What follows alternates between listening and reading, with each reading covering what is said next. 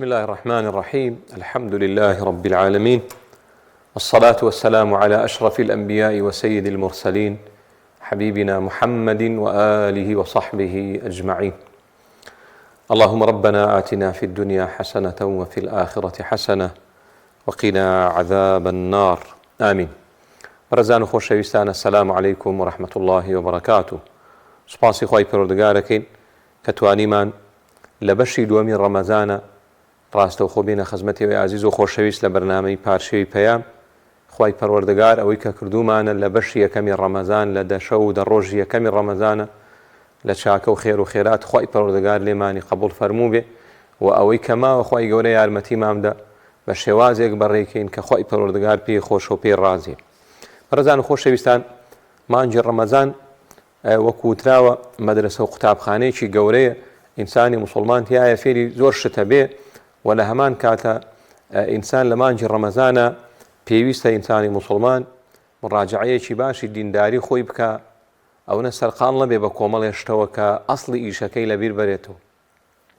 هەر کەسێک لە ڕەمەزانە بەهرەمەند بوو لە دینداری و دڵی خۆش بوو بەو تاعەتەی کە ئەیکە و چاکتر بوو لە پێش ڕەمەزانە، ئەوە نیشانەی وایە خوای پەروەردگار ڕەحمی پێ کردووە. جا لەوانەکانی ڕەمەزانە ئێمە بە پشتیوانی خوای پەروەردگار هەر جارێک لە خزمەتانە بە کورتی باسی چەندوانەیەکی گرنگەکەین. لە مانگی ڕەمەزانە زاناکان فەرمویانە ڕەمەزان قوتابخانە و مەدرسەیە کە ئینسانی موسڵمان تێیدا فێری کۆمەڵە شتە بێ. یەک لەو شتانەی کە ئینسانی موسڵمان پێویستە لە ڕەمەزانە بەهێزی کە ئەبێ بەردەوام هەبێ، ئەمە بریتە لە دڵسۆزی و خوامەبەستبوون لە کار و کردەوەیە. کە هەر کار و کردەوەیەک ئێمە ئیکەین بە ڕێزەکانم، ئەگەر دڵسۆزی تیانە بێ، خوامەبەستبوونی تیانە بێ، ئیخلاسی تیانە بێ، خوای پەروەردگار قبوڵی ناکە. چونکە کردنی چاکە و دینداریکردن مامەڵەکردن لەگەڵ خوای پەروەردگارە.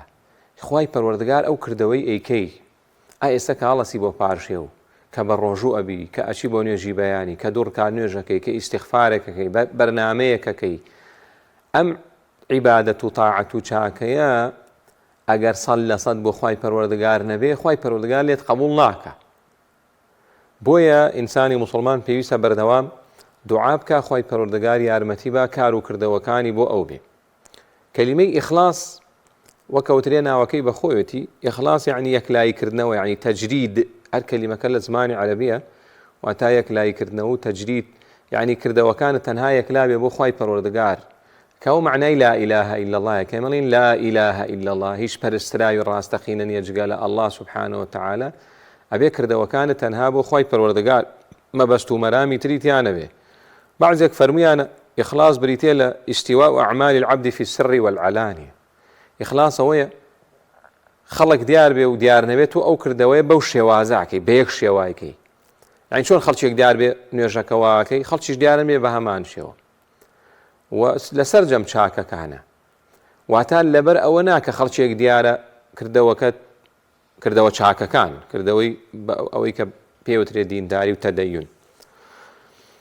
و بعضێکیش فەرمویانە ئەوەیە کە ئینسان لە ناخێەوە دوور بێ لە شرک و لە ڕیا و لە بەرچاوێنی، ئەو کار و کردەوەی کە بۆ بەرچاوێنی نەبێ، بۆ ئەوەی نەبێ کە تەنانەت کردەوەی چاک نابێ بۆ ئەوە بێ کە دەستخۆشیەکیش وەرگری، نەوەک مەبەست و مەرامی دنیای پێپەیاکەی. ئەگەر چاکەکان کە ئیکەی مەبەست ئەوە بێ کە پلەپایی دنیای پێ بەدەستبێنی یا بەرچاوێنی پێ بەدەستبێنی، ئەوە خوای پەروەردگار قبوڵی ناکە. دیارە لە قورئانە خوای پەروەردگار بە شێوازی جیاواز ئێمەی موسڵمان هان دەدا بۆ ئەوەی کە وریابین لە کار و کردەوەکانمانە تەنها خوامان مەبەست بێ. بۆ نمونە خوای پەروەردگار لە سوورەی زومەرە لە ئەوەڵەکەی کەس پێغەمبەری خوا عەلەیهی سەڵات و سەلام هەموو شەوێ سوورەی زومەری خوێندووە، ئەفەرمێ ئەلا لله الدین الخالص، یعنی بزانن و ئاگادار بن کە تەنها بۆ خوای پەروەردگارە دینێک کە هیچی تری تیا نییە. ئەوەی کە خالصەوە یعنی وەکوتم 100% بۆ خوای پەروەردگارە. دین یەکێ لە ماناکانی ملکەچیە، ملکەچی و تەدەیون و دینداری ئەبێ تەنها بۆ خوای پەروەردگار بێ. هەروەها لە کۆتایی سوورەی ئەلکەهفە خوای گەورە فەرمێ فمن كان يرجو لقاء ربه فليعمل عملا صالحا ولا يشرك بعبادة ربه أحدا. هەر کەس هیوا ئومێدی وایە بگاتەوە بە خوای پەروەردگار کە هەموو موسڵمانێ هیوا و ئومێدی تەواومان هەیە و یەقینمان هەیە خوای پەروەردگار خوای گەورە فەرمێ با کردەوەی چاک بکاو و شەریک بۆ خوا بڕیار نەدا. زاناکانە فەرموون لە تەفسیری ئەم ئایەتەیە ئەم ئایەتە باسی هەردوو مەرجەکەی گیرابوونی کردەوە چاکەکانی تێ. هەر کردەوەیکی چاکە من و تۆی کە نەبێت دوو مەرجی سەرەکی هەبێ، مەرجێکیانەوە بۆ خوا بێ کە بابەتەکەیمێ و مەرجێکیانەوە لەسەر سونەت و ڕێبازی پێغەمبەر بێ عەلەیهی سەڵات وسەلام کە ئەوە لە بەرنامەیەکی ترا باسەکەین ئینشاءڵڵا. هەروەها خوای گەورە فەرمێ وما ئومیڕوا إلا ليعبدوا الله مخلصين له الدين. ئەفەرمێ ئەوان فەرمانیان پێ نەکرابوو مەگەر تەنها ئەوەندە نەبێ کە خوای پەروەردگار بپەرستن و حاڵیان وا بێ ئیخلاص و یەکلایکردنەوەیان هەبێ بۆ خوای پەروەردگار، واتە تەنها مەبەستیان خوای گەورە بێ سبحانه وتعالى. پێغەمبەری خوا عەلەیهی سەڵات وسەلام فەرمێ خوای گەورە فەرمێتی ئەنە ئەغنە الشوڕەکاء عن الشرك. خوای گەورە فەرمێ من زۆر بێنیازم لەوەی شەریک و هاوڵم بۆ بڕیاردن. خوای پەروەردگار دەوڵەمەنە، پێویستی بە شەریک و هاوڵ نییە. من عمل عملا أشرك فيه معي غيري تركته وشركه. خوای گەورە فەرمێ هەر کەسێک کردەوەیەکی چاک بکە غەیری منی تێکەڵاو بکە، واتە شەریک بۆ خوا بڕیاردە، شەریکە کە ئاڵێن مشریک و شرک و شەریک و ئەوانە کە تاوانێکی زۆر قورس و گەورەی خوای گەورە لە خاوەنەکەی خۆش نابێ. شەریک ئەوە نییە کەسەکە بڵێ ئینکاری بوونی خوای پەروەردگار بکە یا بڵێ دین ڕاست نێنا. خوای گەورە پەرسێ و غەیری خوای پەروەردگارشی تێکەڵاوەکە لە پەرستن و چاکەکانە. ئەبوو ئومامە ڕەزای خوای لێبێ فەرمێ پیاوێک هات بۆ لای پێغەمبەر عەلەیهی سەڵات وسەلام وتی ئەی پێغەمبەر عەلەیهی سەڵات وسەلام ئەرەئەیتە رەجولا غەزا يلتمس الأجر والذكر ما له أرأيت يعني أخبرني يعني بيان بڵێ تي محمد عليه الصلاة والسلام هەواڵم بەرێ خەبەرم بەرێ پێم بڵێ دەربارەی کەسێک جەنگ و جیهادەکە. طبعاً غەزاکردن بە هەموو کەس ناکرێ، غەزا جەنگ و جیهادکردن عیبادەتێکی زۆر گەورەیە و وەکو ئەوترێ دڵسۆزێکی باشەوێ، بەڵام وتی کەسێک جەنگەکە لە پێناوی خوای پەروەردگارە چاوەڕی پاداشتی خوایە، بەڵام لە هەمان کاتشە حەزەکە ناویش دەرکا لەگەڵێ ناویشی ببرێ، ئەمە هیچی بۆ هەیە. ئەفەرمێ پێغەمبەری خوا عەلەیهی سەڵات وسەلام فەرمی لا شەیئە لەهو، ئەمە وەکو پاداشیشی دەست ناکەوێت، ئەو هەموو پاداشتە گەورەیە کە خوای پەروەردگار ئامادەی کردووە بۆ کەسێک کە جەنگ و جیهاد دەکە، فەرمی ئەم کەسە ئەجر و پاداشتی دەست ناکەوێت. کابرا سێ جار وتیەوە. پێغەمبەری خوا عەلەیهی سەڵات وسەلام لە ئەخیرە یاسایەکی بەو بە هەموو مسلمانان فەرمووی إن الله لا يقبل إلا ما كان له خالصا وابتغي به وجهه. فەرمووی دڵنیابن خوای پەروەردگار کار و کردەوەکان قبول ناکە مەگەر ئەوەی تەنها بۆ خۆی بکرێ و تەنها پێی بە مەبەست ڕەزامەندی خوای پەروەردگار بێ. بۆیە ئینسانی مسلمان پێویستە ئاگاداریەوە بێ. هەروەها فەرمودەی ترمان زۆرە. پێغەمبەری خوا عەلەیهی سەڵات وسەلام فەرمی إن الله لا ينظر إلى صوركم ولا إلى أجسامكم ولكن ينظر إلى قلوبكم وأعمالكم. خوای پەروەردگار سەیری شکل و شێوەتان ناکە، سەیری ناختانەکە، سەیری دڵتانەکە و سەیری کردەوەکانەکە. ئەم دڵسۆزی و خوامەبەست بوونە لە کار و کردەوەی چاکە کۆمەڵێ بەرهەمی هەیە لە دنیا و لە قیامەت. یعنی ئەم چاکانەی خوای پەروەردگار بە من و تۆی مسلمانی فەرمووە بیکەین، پێش قیامەت لە دنیاە ئینسان بەرهەمەکەیە بینێ. بەرهەمەکانی ئیخلاص و خوامەبەست بوون زۆرن، ئاماژە بە هەندێکیان بکەین بە پێی دەقەکانی قورئان و سونەت.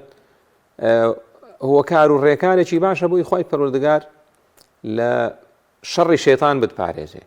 ئێمە خوای پەروەردگار لە قورئانە پێی وتون مسلمان دوژمنێکی سەرەکیت هەیە، دوژمنێکی ئاشکرات هەیە کە شەیطانە خوای گەورە لە شەڕی بمان پارێزێ. ئەم شەیطانە وەکەوترێ بە بەستراوەیش کە لە ڕمانجی ڕەمەزانە ئەبەسرێتەوە، بە بەستراوەیش هەوڵی خۆیەدا، تەقەلای خۆیەکە، ئیشی خۆیەکە. باشترین شتێک کە بتپارێزێ لەو ئەوەیە کە شتێک بکەی بۆ خوای پەروەردگار بەبێ ئەوەی مەبەست و مەرامی دنیایی تیابێ. كذلك لنصرف عنه السوء والفحشاء إنه من عبادنا المخلصين. خوای پەروەردگار خراپە و بەڵام موسیبەت لەسەر لادا، شەڕی شەیطانت لەسەر لادا مادام مخلص بی یاخود مخلص بی. پەیوەندیەکان وەرگرین. فەرموو کاک ئەمجەد، فەرموو کاک ئەمجەد لە کۆیە فەرموو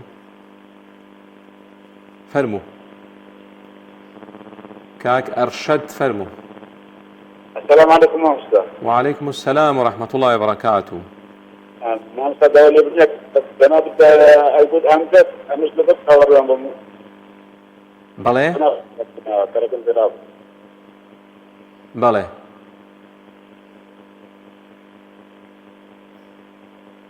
كاك أمجد يا كاك أرشد عفو فرمو. أرشد للصورة. فرمو كاك أرشد. مامستا من زور دليم رمضان بوشني بس واجبة كن عبار دبل. دقت روني كاك أرشد جان فرمو شون؟ مامستا دليم رمضان بوشني بس واجبة قدنا بين بوشني. بلى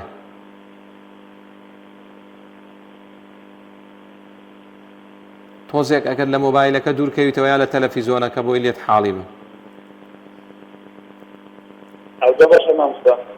بەڵێ من دريم أمستا دريم رمضان بوشني بس واجبة يعني دريم بوشني يعني دريم رمضان زور خوشة من دريم ولام بس واجبة. أو عبار دبل يعني كن عبار دبل دبل. هاي داوای لێبرد نەکەم کاک ئەرشەد لێ حاڵی نابم.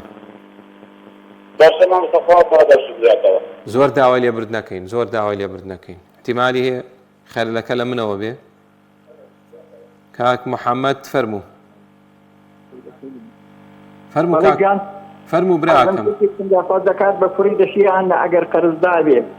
بلى أجر أو بفريناش إذا فابو مشيتونا. شلون كاك محمد؟ أجر بفريد بكل جنيه بمشيدا فادا بيانا. شي بو بيه؟ ليه قربان حرزم كدي دافع الزكاة بفريد شيء يانا أجر بفريناش يبغى بمشيدا شيء يانا. باش إن شاء الله والله متيمو بس تشاو. إن شاء الله إن شاء الله. بس تشاو بس تشاو بس تشاو.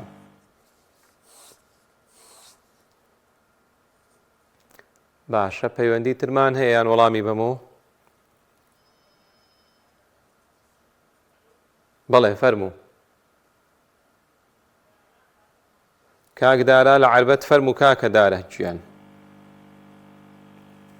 فەرموو کاک دارە. السلام عليكم ورحمة الله وبركاته. وعليك السلام ورحمة الله وبركاته. ما بۆساگیان پێم مەبڕە بۆی قسەکە بگات باشە؟ بەسەر چاو. چاوەکانە خۆش بێ ئەبێ دڵسۆزیان قورئانە بین ئەوەی نەیڵێ بترسێت غەڵەت دەکا. جا بە ئاەتێک دەست پێ یەکەم. خوای گەورە گوێ لە منە؟ بەڵێ گوێم لێتە. خوای گەورە لە قورئانی پیرۆز ئافەرمێ فإن أكثر الناس لا يؤمنون فإن أكثر الناس لفي جحيم. زۆربەی خەڵک لە ئاگرایە. قورئانی پیرۆز ثابتە. پیاو نییە عالم نییە زانا نییە تا کەون تەواوە بێ پێشرێتەوە قیامەت دێتە پێشەوە ئەم قورئانە ثابتە ناگۆڕێ بەڵام حەدیث دەستکاری ئەکرێ. یەکێک لە حەدیثەکان گوێم لێتی مەلاکان ئەڵێن زۆربەی زۆریان چەند ساڵە بەخوا من گوێم هەر لەو قسەیە مناڵ بووم ئەڵێن بەهەشت لە ژێر جێی دایکانایە. ئەم قسە غەڵەتە. دایکەیە غرورە دایکەیە بە قسەی کچی ناکە بە قسەی کوڕی ناکە بە قسەی مێردی ناکە ئاژاوە ئەنیێتەوە بگرە فەساد بڵاوەکاتەوە. ئەم قسە ئیشی لەسەرکەن بۆ ئەوەی ئافرەتان بە خراپان نەڕۆن بڵێ خۆ من باش لە ژێر پێی منایە چیم بێ ئەیکەم حەزەکەم لەسەر ئەوە هەڵوێستەیە بکەن. باشە برای من سەر چاو کاکە دارا گیان. بە ساقم دەی خوافیزێ خوان لەگەڵ براکەم خواگای لێو بێ. بەڵێ کاک محەممەد پرسیاری ئەوەی کرد کە ئایا زەکاتی باوک بۆ کوڕ ئەشێ بەڕێزەکانم بە شێوەیەکی گشتی زەکاتی دایک و باوک بۆ ئەولاد نابێ و من کە زەکاتم هەبێ یعنی دەوڵەمەندم کەسێ زەکاتی بێ یعنی دەوڵم ئێکە دەوڵەمەند بم زەکات چی بۆ مناڵە بێ و ئاگام لە مناڵی خۆم نەبێ بەزەین بە مناڵی خۆمانەیاتەوە مەسرەفی مناڵی خۆم نەکەم یعنی چی لەبەرەوە بەڕێزەکانم زەکاتی دایک و باوک بۆ مناڵی خۆی نابێ مەگەر لە دوو حاڵەتە. ئەو مناڵە مجاهید بێ خەریکی جەنگ و جیهاد بێ یەکلا بوو بێتەوە بۆ خزمەتکردنی دینی خوای پەروەردگار. حاڵەتێکی تریش مەگەر قەرزار بێ و لە هەردوو حاڵەتەکەیش ئینسان تا بۆی بکرێت لە پارەی خۆی هاوکاری بکە نەگاتە ئەوەی کە بڵێ زەکات دەمە مناڵەکانم. کاکدارە باسی وا کە ئەڵێ خوای گەورە لە قورئانە فەرمێ إن كثيرا من الناس لا يؤمنون كثيرا من الناس یاسایەکی جێگیرە لە قورئانە کە خەڵکی زۆری شوێن فرت و فێڵی شەیتانەکەون یاخود باوەڕی تەواو نایەنن یاخود مسلمانی باش نین. دیارە کاکدارە یان بۆ خۆی یا کەسێ لە دەوروبەری حاڵەتێکی بۆ دروست بووە کە دایشی یان ئافرەتێکە لەگەڵیا خراپە. کاکە داراجیان ئەوە فەرمودەی پێغەمبەر عەلەیهی سەڵات وسەلام، ئێمە فەرمودەی پێغەمبەر خەینە سەرمان کە ئەفەرمێ ئین الجەنەة تحت قەدەمی ئومێک، وای بە سەحابەیە فەرمووی دایکت ماوە خزمەتی دایکێکە بەهەشت لەژێر پێی دایک تایە. ئەوە لە قورئانە خۆی گەورە ئەفەرمێ ئەگەر دایک و باوکت کافر بوون و بە تۆیش یانوت کافر بە تۆ هەر چاک بە لەگەڵیانە. یعنی ئەگەر گریمان دایکە نەک هەر ئاژاوی خستە ماڵتەوە، دایکە هەرچیەکی لێ کردی وتی وەرە بت بپەرسە تۆ بێ چاک بی لەگەڵا، بە قسەی ناکەی وە لە ئاژاوەشا گوێی لێ ناگری. چاک بوون لەگەڵ دایکە ئەگەر باوەڕ بە فەرمودەکەیش نەبێ. ئاەتی قورئانە خۆی گەورە فەرمێ کە دایک و باوک پێیان وتی موشریک بە، پێیان وتی کافر بە قسەیان مەکە، بەڵام هەر چاک بە لەگەڵیانە. دایک و باوک ناوەکەی بە خۆیتی کاکە داراجیان پێویستە ئینسان چاک بێ لەگەڵ دایک و باوکە. ئەگەر گریمان دایک و باوکەی نەکبەتە ڕاستەکەی، دایک و باوکەیە زۆر نەکبەتوانێ، بەڵام هەرچیەک بێ ناوی دایک و باوکە و فەرزە لەسەر ئینسان چاک بێ لەگەڵێ. و ئەگەر لە حاڵەتێکا گریمان دایکێک باوکێک باش نەبوو پێویستە ئامۆژگاری کرێ. بەڵێ دایکی مەحموود لە هەولێر فەرموو دایکی مەحموود دایکی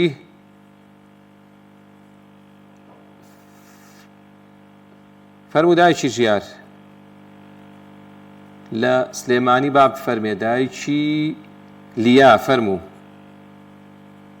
دایکی لیا فەرموو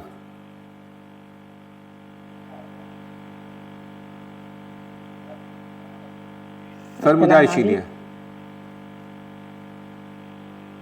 السلام عليكم. وعليكم السلام ورحمة الله وبركاته. مامۆستا فەرموو خوشکەکەم فەرموو. زەحمە نەبێ پرسیارێکم هەبوو. بەڵێ کەسێکمان هەیە زۆر محتاجام لە ئێستەیە خۆی مڵکوماڵی هەیە بەڵام هیچی نافرۆشرێ، مەتعانێکی کردەوە بەهۆی مەتعانەکە و تووشی قەرزاری بووم. ئێستا مەتعانەکەی وەستاوە داخراوە قەرزارە، باخێک شێ باخەکە شێر نافرۆشرێ، جا ئەگەر زەکات و سەرسری پێ ئەشێت باش ئینشاءالله هەڵام تێبوو سەد چاو. مامۆستایەک دەکە خۆی زۆر مەتەزیم نییە، بەس خێزانی زۆر مەتەزیمە، نوێژ و ڕۆژوە کاتجار جاروازی لێنێ مەشروب ئەخوات جاتێتە سەر نوێژ و ڕۆژوەکەی خۆی پیاوەکە وایە بەس ژنەکەی زۆر مەتەزیمە. لە پرسیار دووەمە تێ نەگەیشتم. ئەڵم هەر ئەو کەسە ئەڵم کەوەی کازەرابی تۆ قەرزارە خۆی هێنا مەشروب خۆر بوو پێشتر وازی هێنا نوێژ و ڕۆژی کە ئێستا حالێن بە ڕۆژوە نوێژەکە بەس جاجار پێکەوە سەر مەشروب خواردنەکەی جا ئەو ماوەتیان ئەشێت دەکات سەر ئینشاءالله هەڵام تێبوو بە سەد چاو. چاو خۆش دێ زۆر مەمنون خوارد لەگەڵ خوارد لەگەڵ خوشکەکەم ئاگای لێ بێ. كاك محمد للرانية باب فرمي. السلام عليكم. وعليكم السلام ورحمة الله وبركاته. سربرز بيقاك محمد جان. فلرز يا رب خير لهم راز إن شاء الله. آمين أجمعين فرموا. الله أجر أشياء لذي يقارنون بعد ما يشتوا على الزن بشد أستسرع.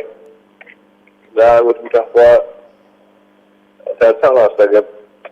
وينوكو دخلوا الأخوانية اللي جبيزوا كيك وأنواع اشتري اللي شبيه أنواع اشتري كشب لين زين أتمثل الأشتري. عفو كاك محمد اللي وتيناك مولاد دنگ الروني أجر دوباره كيتو.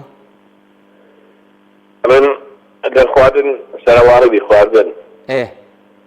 سلواري شو اشتوا زين أستسرع. بله.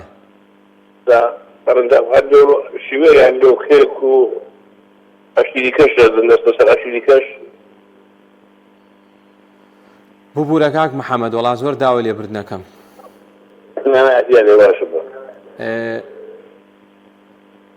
بەڵێ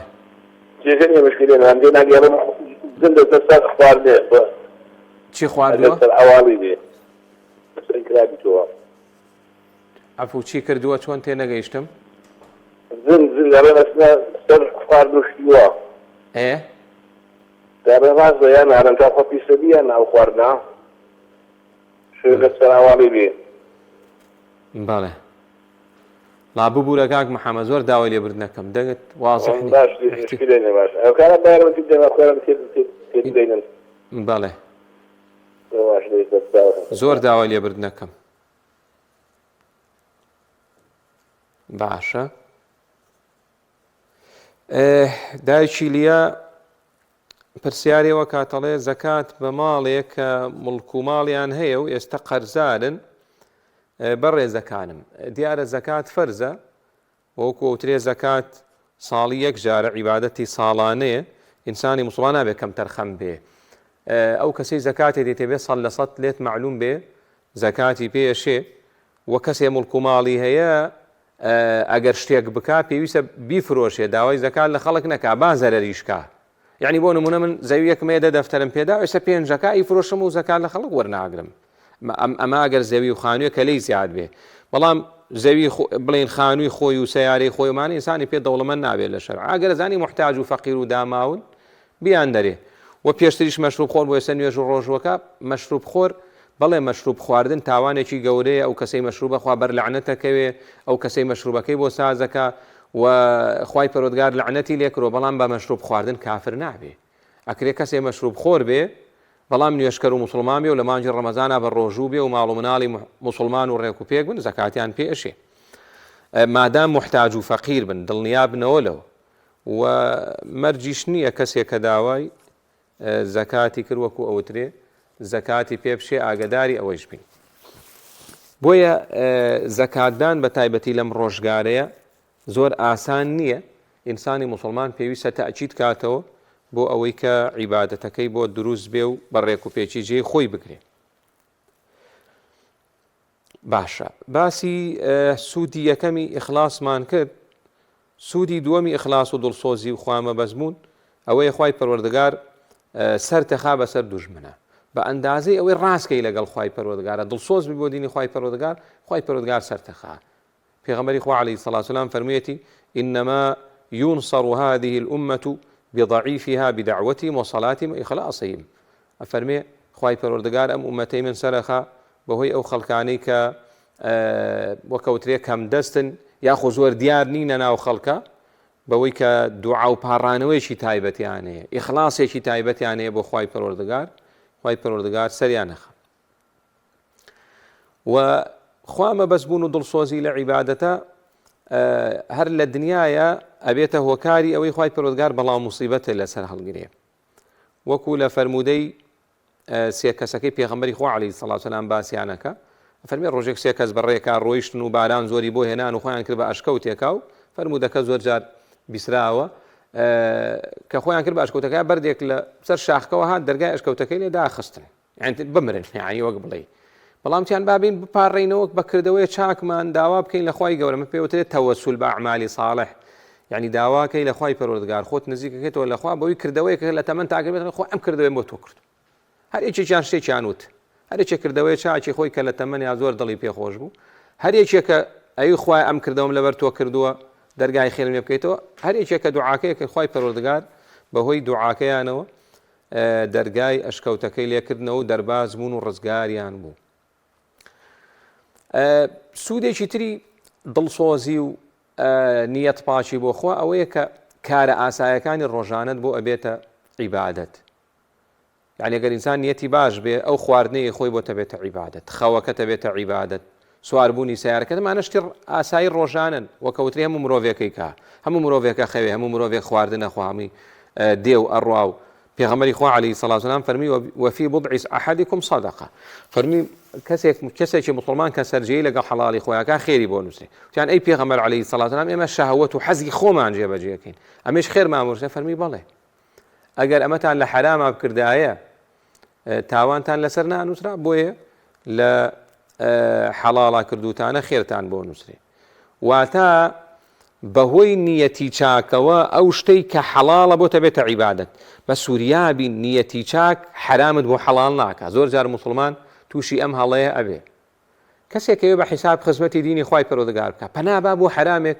لە ڕێگەی ئەم حرامە و خزمەتی دینی خوا بکە خوای گەورە لێ قبوڵ ناکە و ئیسفادە لە حرامان نییە یا جاری وایە کەسێکەوە ناڕاستێک بڵێ فێڵێک بکە حرامێک نیشانی خەڵک بدا ڕێگەیەکی حرام کە ڕێگەی گاور و جوولەکەی بگرێتە بەر بڵێ لە ڕێگەیەمەوە خزمەتی دینی خوای گەوراکەم شتیوان نییە خوای پەروەردگار ئەمەی قبوڵ نییە واتە نیەتی چاک حرامت بۆ حەڵال ناکە و ئەوە لە دینی ئێمەیانی ئەلغا توبەڕی ڕوەسیلەمە لە دینی ئێمەیانی ئینسانی موسڵمان ئاگاداری ئەوە بێت و سوودێکی تری خوامەبەستبوون ئەوەیە کە ئەجر و پاداشی کردەوەکانت بۆ نووسێ ئەگەر نەتوانیش بیکەی کە خوای پەروەردگار بەڕەحمە پێغەمبەری خوا عەلەیهی سەڵاتو وەسەلام لە جەنگی تەبوک هاتنەوە کە زۆر ناڕەحەت بوون لە چلەی هاوینە و زۆر دوور کەوتنەوە لە مەدینە 30 شەویان پێچ و پێغەمبەری خوا عەلەیهی سەڵاتو وەسەلام کە نزیکی مەدینە بوون و فەرمی لە ناو شاری مەدینەیە خەڵکانێک هەن لەگەڵ ئێمەیە هەموو پاداشیان بۆ نووسراوە هاوبەشی ئێمە لە هەموو خێر و خێراتی ئەم جەنگەیە چونکە ئینسان کە چوو بۆ جەنگ و جیهاد هەر هەنگاوێک هەڵێنێ هەر ماندووبوونێ هەر برسێتی هەر ناڕەحەتێ بە پێی ئاەتی قورئان هەمووی بەخێر بۆی نووست فەرمووی ئەوانە عوزر و پاسیاویان هەبوو بەڵام نیەتیان نەبوو کردەوە چاکەکە بکەن و لە فەرموودەی ترا فەرمێ کەسێکی دەوڵەمەند خێر و خێراتە کا موسڵمانێک شنێتی لێ خۆزگا هەم وایە کە ئەوم بکردە ڕاستیژێتی خوای گەورە فەرمێ خێرەکەی بۆ نووسرێ هەروەها سوودێکی تری خوامەبەستبوونەوەیە کە وەکوترێ پەیوەندی کۆمەڵایەتیەکان بەهێزەکە برایەتی بەهێزەکە ئەوەی کە ئێستا موسڵمانان وەکەوترێ دڵمان پاک نییە لە ئاستیەکە موسڵمان دژایەتی موسڵمانەکە موسڵمان وەکەوترێ لەگەڵ کوفر و بێباوەڕ و بێدین و فاسخەکانە سەنگەری گواسۆت و هاتەوتە سەنگەر لە موسڵمانانەگرێ قسە بە موسڵمانانەڵێ ئەوە نیشانەی ئەوەیە کە خوامەبەستبوون لە کار و کردەوەکانە وەکو پێویست نییە بۆیە وامان لێ هاتوونا چۆن موسڵمان جورئەتە کاتژنێ و بە موسڵمان بڵێ و قسە بە موسڵمان بڵێ و دژایەتی موسڵمان بکاو ئەوە بەڕاستی کارێکی زۆر خراپە و ئینسانی موسڵمان کەەوە ئینشاڵڵا خوا فرسەت با لە وتار و بەرنامەی تایبەت تا بازیەکەین ئەبێ ڕەمەزان فێری برایەتی مام بکە فێری دڵسۆزی مام بکە فێری ئەوە مام بکە کە موسڵمانانمان خۆش بوێ ئەمە بەڵایەکی قورس و گەورەیە کە موسڵمان ڕقی لە موسڵمان بێ هۆکارێکی ئەوەیە هەر کاتی ڕق لە موسڵمانێ بوو بزانن نیشانەی پرسیار لەسەر ئیمانەکەی خۆ دانێ و سوودێکی تری ئەوەیە کە ئینسانی موسڵمان لە ڕۆژی قیامەتە لە قۆناغە سەختەکانی قیامەتە لە ژێر عەرشی خوای پەروەردگارە ئەبێ وەکو لە فەرمودەکانی پێغەمبەرە هاتووە عەلەیهی سەڵات وەسەلام و سوودێکی تری خۆشەویستی خوای پەروەردگار بەدەستهێنی پێغەمبەری خوا عەلەیهی سەڵات وەسەلام فەرمێ إن الله تعالى يحب العبد التقي النقي الخفي خوای پەروەردگار ئەو بەندەی خۆشەوێت کە پارێزکارە کە پاک و چاکە کە بە پەنهان کارەکانێکە کارێک کە پێویست ناکە ئاشکرایکەی پێویست ناکە ئاشکرایکەی لە قورئانە خوای پەروەردگار باسی جوولەکەتە ئەفەرمێ جوولەکە يحبون أن يحمدوا بما لم يفعلوه ئەم سیفەتی جوولەکەی خەریکە لە ناو موسڵمانانیش هەبێ خوای گەورە فەرمێ کردەوەیەکی نەکرد و حەزەکە خەڵک سوپاس و ستایشی کە ئەمە جاری وایە خۆمان وانی شارە دەین ئەری من لە شاشەکەم لە فەیسبووکەکەم وا خۆم نیشانە دەم کە موسڵمانێکی زۆر باشم ئەوەم کردووە ئەوەم کردووە ئەوەم کردووە فیسارم کردووە سوپاس چاکە بەڕێزەکانم بە شێوەیەکی گشتی چاکە نابێ باس کرێ مەگەر لە یەک حاڵەتێکا بۆ باسی خەڵک چاو لێ بکە چنا عولەما فەرمیانە المخلص من يكتم حسناته كما يكتم سيئاته ئەگەر تێ موسڵمانی باش بێ بە چاکەکان بشاریتەوە چاکە نابێ ئیعلان کرێ مەگەر وەکتم لە حاڵەتێکا بۆ ئەوەی کە خەڵک چاو لێ بکە بۆیە چ پێویستەکە تۆ نوێژێکەکەی ڕسمی بگری و بڵاوی کەیتەوە نوێژ بڵاوکردنەوەی یعنی چی ئەم نوێژە بۆچی بڵاوە خۆ ئینسانە بێ پرسیارێ لە خۆی بکە ئەرێ من ئەم تەراویحاکەم تەراویح پێویست بەوە کات تەسویر کرێ و بڵاو کرێتەوە زۆر گرفتە ئەوە من چوومە سەر چێوی عەرەفەیە لە مەکە و مەدینە ئاوا ڕسمێکی خۆمەگرم و بڵاوێکم و سوپاس بۆ خوا لە ماڵی خوای گەورمە خۆ بێ پرسیارێ لە خۆم بکەم ئەمە بۆچی بڵاوەکەم وەسم لەبەر ئینسانە بێ زۆر وریای خۆی بێ کردەوەی چاکە بێ بیشاریتەوە مەگەر لە حاڵەتێکا کە وەکتم بۆیە زۆر جار وەکو پێویست بەرەکەت لە کردەوەکانمانە تەوەری کۆتایی کەسێک بپرسێ بڵێ ڕێگاکانی بەدەستهێنانی خوامەبەستبوون یعنی لە چ ڕێگەیەک و ئێمە ئیخلاسەکەمان بەهێزکەین چونکە باکوتم بە ڕێزەکانم یەکێک لە زەرەرە گەورەکانی ئەم میدیایە و بەتایبەتی ئەو دنیای ئەنتەرنێت و سۆسیال میدیا ئەوانە یەکێک لە زەرەرەکانی ئەوەیە کە ئیخلاسی زۆر کەم کردوینەتەوە ئێمە چی بکەین بۆی پارێزگاری لەو ئیخلاسەمان بکەین چونکە ئەوەی کە فریامانەکەی ئەوەیە بەتایبەتی لە قۆناغە سەختەکانی قیامەتە یەکەم ئەوەیە کە ئینسان بزانێ خوای پەروەردگار ئێمەی دروست کردووە بۆی کە عەبدی خوا بین بە موخلیسی یعنی بەندەیەکی مخلیس و دڵسۆزی خوای پەروەردگار بەوە زۆر گرنگە کە ئینسان بزانێ خوای گەورە بۆ ئەوە دروستی کردووی دوو ئینسان هەوڵدات ئەو کردەوانە زۆر بکات کە خەڵک نایبینێ. هەندێک کردەوەی بۆ شەو نوێژ زۆر خێرە. پێغەمبەری خوا عەلەیهی سەڵات و سەلام فەرمی لە کاتێکا خەڵک خەوتووە هەستە دوو ڕکات نوێژکە ئەچیتە بەهەشتەوە لەبەر کەس نایبینێ. یا لە سەدەقەیە فەرمی ئەو کەسەی سەدەقاکە بە دەستی ڕاستی دەستی چەپی نازانەیە بەعەکسەوە. و ڕێگەیەکی تر ئەوەیە کە ئینسان بزانێ ئەو خوامەبەستبوونە کۆمەڵێشتی زۆر گەورەت پێ ئەدا کە بەبێ ئەو دەست ناکەوێ. هەروەها بیرکردنەوە لە ژیانی ناو قەبر و خۆناغەکانی تری قیامەت ئەوە هۆکارێکە بۆی کە ئینسان ئیخلاس و خوامەبەستبوونی زیاد بێ و بیرکردنەوە لە سەرنجامی ئەو کەسانەی کردەوەی چاچیان کردووە بۆ خوایان نەبووە. خوا پەناماندا. پێغەمبەری خوا عەلەیهی سەڵات و سەلام مەفەرمێ یەکەم سێ تاقمێک کە ئاگری دۆزەخیان پێخۆشەکرێ قورئان خوێنێک مجاهیدێک یعنی ئەو کەسەی جەنگ و جیهادی کردو لە پێناوی خوایە لەگەڵ کەسێک کە ماڵی بەخشی. ئەم کەسانە کردەوەی زۆر چاچیان کردووە. خوای گەورە ئەیانێ لە ساحی حەشرا خوا پەناماندا پێی بە قورئان خوێنەکەڵی بۆ قورئان خوێن خوا لەبەرتۆ خوای گەورە فەرمێ نا نیەتەکە لە دڵەوە نەبوو بۆ ئەوی پێم لە قورئان خوێنی باشە دەنگی خۆش بەوەی تر کە ماڵی بەخشیێڵێ نا تۆ بۆ منت نەبوو ئەو بەخشینە بۆ ئەوەت بوو پێت بڵێن پیاوی چاکە و ناو دەرکەیت و ناویشە دەرکرد و ئەوەشی کە جیهادی کرد خوای گەورە فەرمێ ڕاست نەکرد خوای گەورە پەناماندا بۆ ئەوە نەبوو جەنگ و جیهادەکە بۆ ئەوەت بوو کە ناوبانگ دەرکەی بۆیە خوای گەورە فەرمێمانە دۆزەخیان پێخۆشکەن خوای پەروەردگار بمان پارێزی. هەروەها ئینسان محاسبەی خۆی بکات چونکە ئەم نەفسی ئینسانە بە تەبیعەت حەزی لە خۆ دەرخستنە.